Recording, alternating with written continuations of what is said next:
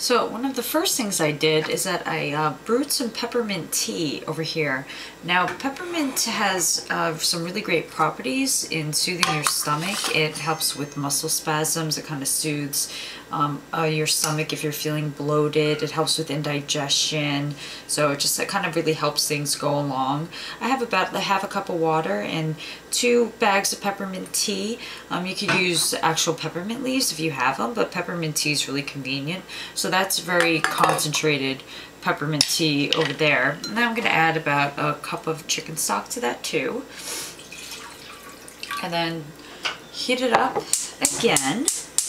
Kind of get it going. I'll put it on a medium to low heat so it does things slowly. Okay, now the ingredients are not many, which is nice.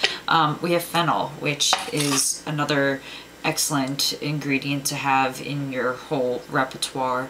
Fennel, it has some properties in it, just like peppermint, that's going to soothe muscle spasms and also help with indigestion. It'll help you when you're feeling a little bloated, if you're feeling constipated. It really helps with many, many things. So it just as a general stomach soother, go for fennel.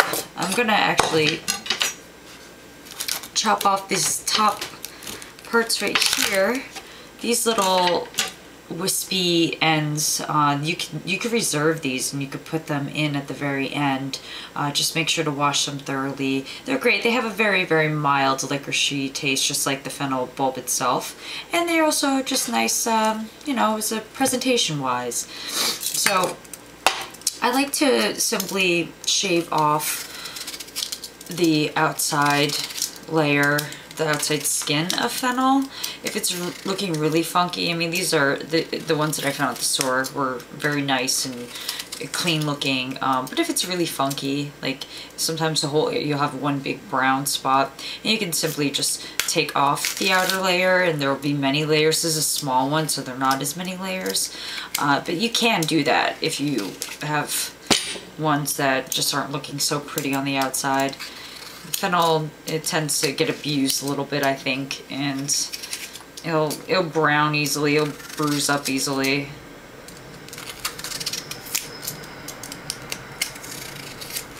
You don't have to, just enough to kind of get the outside off. Make sure it's nice and clean, ready to go. I can already smell the licorice-ness from the fennel. It's a very soft, subtle taste. It's nothing too overwhelming.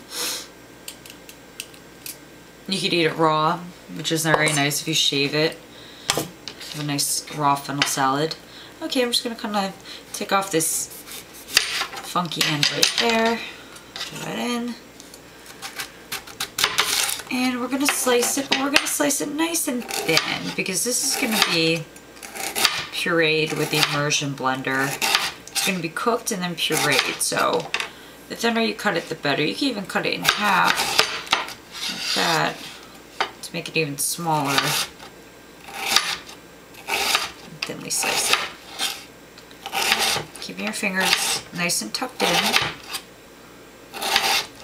Kind of like an onion, I'm just going to drop it. It's tough when you can't really have onions or garlic in your cooking. I mean, I can usually handle a little bit, but when you can't really have them at all, you need to find other ways to make your food flavorful, because those 2 ingredients, I mean, they're just such a big component of the base of your soups and your stews and your dishes and so many other things. Then when you eliminate it, you're taking away a very, very flavorful ingredient. But by using chicken stock, that's a great way to start. That's why I'm always using chicken stock or some sort of bone stock. They're really good for your stomach, and they have the flavor of onions and garlic in there, but they're not as, it won't be as tough on your stomach. Okay, that's good. So all this fennel is going to get thrown in to my peppermint tea chicken stock mixture that I have here as it's heating up. Okay. I think next what I'm going to do is add the ginger root. Now ginger is another ingredient that's really good for your gut, for your stomach. It helps with nausea, which may or may not be a big problem, but it also really helps with improving the way that your intestines, if you have spasms, or if you have, I mean, those muscle spasms will be what causes painful bloating and sometimes constipation. So ginger really helps with all of that. It's got, just like fennel, it's got some really good properties in it. So between the peppermint and the ginger and the fennel, I mean, you've got really good stomach soothing ingredients all together in one mixture. And so what I just did was I simply shaved off the skin of the ginger with my spoon. Spoon works great because it could get under the skin, and you could pull off the skin very easily with the spoon. If you use a knife, then you end up shaving off the actual root, and then that's not making your life any easier. But with the spoon, you could just scrape it because the skin is very thin. It does come off pretty easily, so that's the best way to do it. And we're gonna cut this up pretty small, so I'll just cut it into strips. Try to do it thin as soon as you can.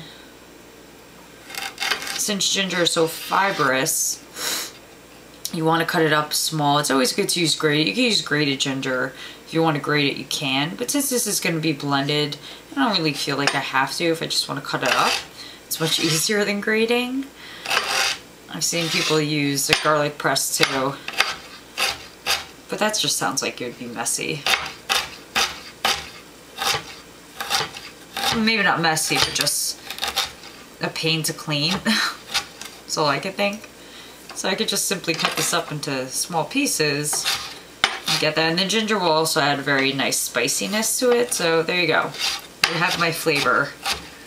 I have my flavor going.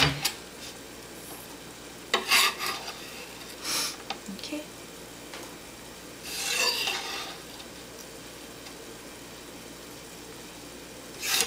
It's come up to a boil, so I'm just going to lower it a little bit. And lastly, I'm going to add some celery. Celery is going to be a big flavor enhancer. Well, not a big one, but it is a flavor enhancer.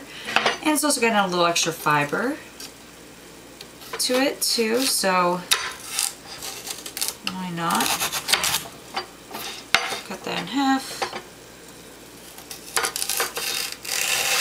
Again, this is all going to be kind of blended up.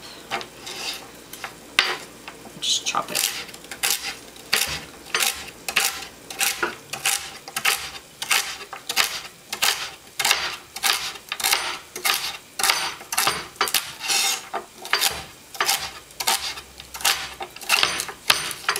Ooh.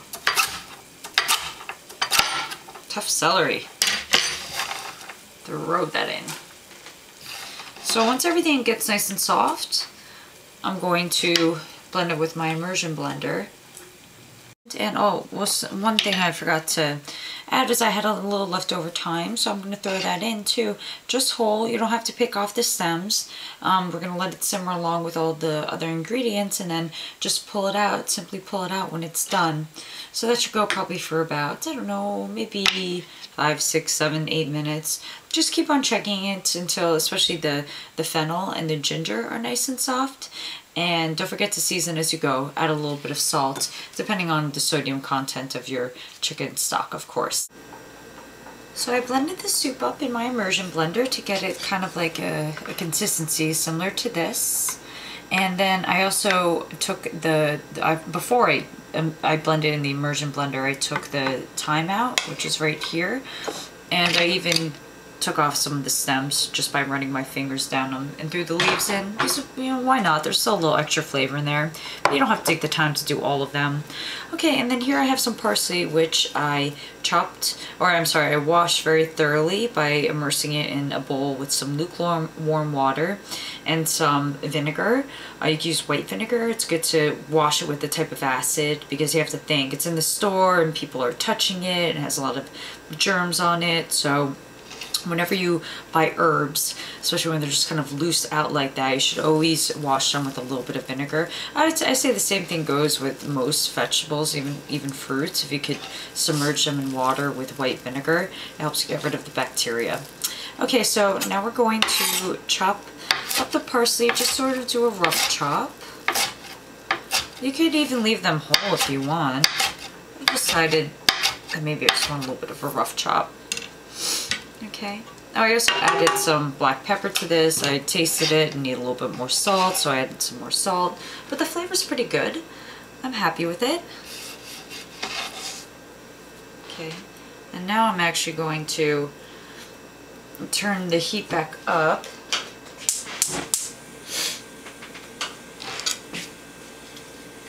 And just kind of let the parsley melt into there. And you know, that was a lot of parsley I just put in. You don't have to put in that much. But I love the flavor of parsley, and it's kind of nice having, I don't have anything else that's green in there. I don't have any spinach. I don't have any kale or anything else in there. So parsley, you know, it's a very flavorful herb, and it's also going to give me some extra nutrients. So why not put a little extra? But you certainly don't have to put that much. It's totally up to you. Okay, now I'm going to get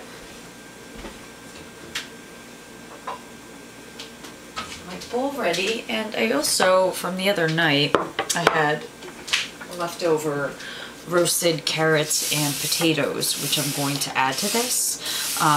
You can add, it was just a leftover that I have on hand, so this is a great base sort of soup preparation, and you can add anything that you want to add. You could add chicken to it, you could add another type of roasted vegetable, you could leave it plain. The point is that it makes a good base for many things. But since I had these potatoes are good because they're easy on the stomach, easy to digest. Carrots are great, they're also very easy on the stomach. They have lots of vitamin A, which helps with your intestinal lining, keeping it strong. Okay, oops, this is boiling hot. I just wanted to do it till it warms up again. The parsley heats up, it releases some of its flavor. I'm just going to pour it right in.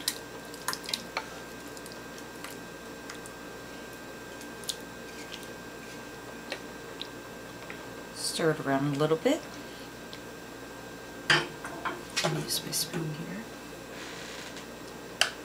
Like I said, I can imagine some chopped or shredded chicken would be great in this, but this is really just sort of something that's gonna, if you're feeling really gassy, if you're feeling really bloated, your stomach is not feeling good, this has everything you need in there to just make it feel a little bit better.